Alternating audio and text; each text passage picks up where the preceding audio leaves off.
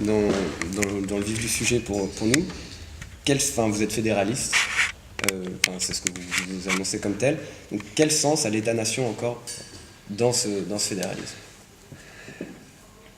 D'abord, il faut comprendre que face à l'évolution de la planète, donc dans la mondialisation, l'État-nation aujourd'hui n'est plus capable d'assumer ses prérogatives, c'est-à-dire la protection des citoyens.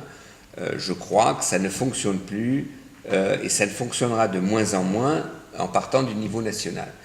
Je dis que dans 30 ans, si vous voulez, l'influence de l'Allemagne dans le monde, donc face à la mondialisation, correspondra à l'influence du Luxembourg en Europe, et la France, correspondra à Andorre en Europe. Voilà à peu près notre perspective. Et à partir de là, l'État, disons, un État fédéral, c'est organiser politiquement la structure d'association de souveraineté partagée de tous les États constituant cette Europe.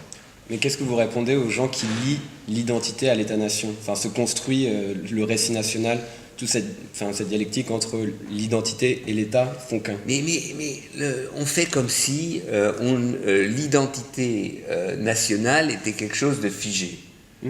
Si vous prenez les différentes étapes de construction de l'identité française ou allemande, vous pouvez me dire quelle était l'identité française il y a 50 ans, il y a un siècle, il y a 2 siècles, etc. Donc aujourd'hui, nous sommes dans une situation où notre identité évolue.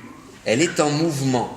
Elle est en mouvement entre une perception nationale et une confrontation européenne qui va peut-être au-delà. Donc à partir de là, moi je défends l'idée du grand récit européen qui intègre les récits nationaux. Ça a été le grand débat. C'est l'exemple que je donne.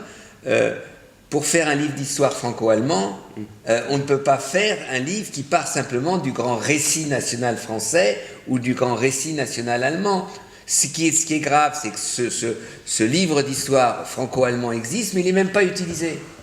C'est là où on marche sur la tête. Alors que c'est une possibilité, justement, non pas de nier le récit national, mais de le faire passer, de confronter les récits nationaux et de commencer à faire émerger un récit européen.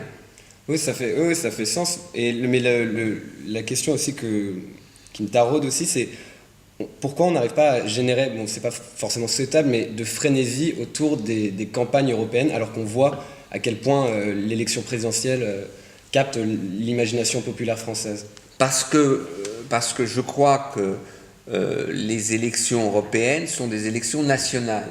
C'est-à-dire qu'on n'a pas su créer un espace européen où la confrontation se fait dans toute l'Europe, la même confrontation. C'est pour ça que la proposition de liste pan-européenne, la proposition donc d'avoir 2 voix et de voter pour des listes pan-européennes, donc avoir une circonscription européenne, vous créez les conditions d'un véritable débat européen. Et si les têtes de liste des listes pan-européennes sont les propositions des familles politiques pour la présidence de la Commission, le citoyen comprend qu'il a aujourd'hui la possibilité d'influencer d'une manière importante la constitution de la prochaine Commission européenne.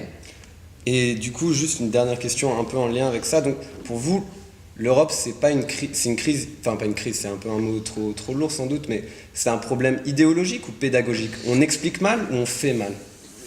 Non, l'Europe est en crise. L'Europe est en crise. Le problème, il est, on ne sait pas exactement, ou la plupart des politiques, moi j'ai l'impression, ne savent pas en fait ce qu'ils veulent de l'Europe. Ils ont une vue nationale. Les politiques, disons, la plupart en France ont une vision de l'Europe, ils veulent une Europe à la française. Les Allemands, une Europe à l'allemande, les Hollandais, une Europe à la hollandaise, et ça ne peut pas fonctionner. Et l'Europe, ce n'est pas l'addition des États membres. Donc il faut donc il faut créer justement le débat, et là on en arrive au récit, le débat de dépassement d'une vision simplement nationale. Donc on fait mal.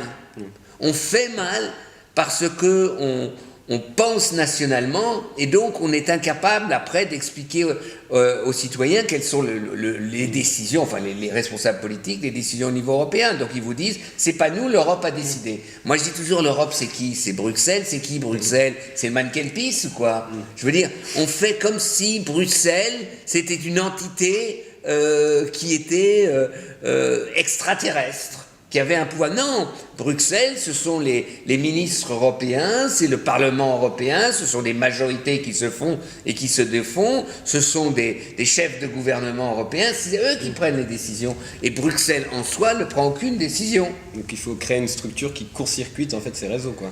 Il faut créer une structure démocratique, il faut qu'il y ait un Parlement européen, un exécutif européen qui soit responsable devant la première chambre, le Parlement européen, la deuxième chambre qui serait un Sénat européen où les gouvernements seraient représentés. Et comme cela, les citoyens auraient une compréhension du fonctionnement de la démocratie européenne. C'est toujours un peu difficile pour le moment. Voilà. Et juste un dernier message aux jeunes fédéralistes et non fédéralistes, si vous voulez leur dire quelque chose. Ah ben moi je leur dis que l'Europe c'est vraiment, pour moi personnellement, la dernière utopie pour laquelle vraiment ça vaut le coup de se battre.